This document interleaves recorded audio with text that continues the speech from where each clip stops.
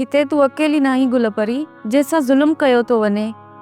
हिते तो सां गॾु मां भी आहियां ऐं अम्मा सां भी हिते जुल्म कयो तो वने।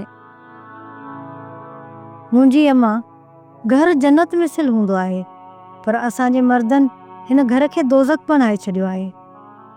हिते ॻोढ़नि ऐं सुॾुकनि जो को बि असर कोन्हे।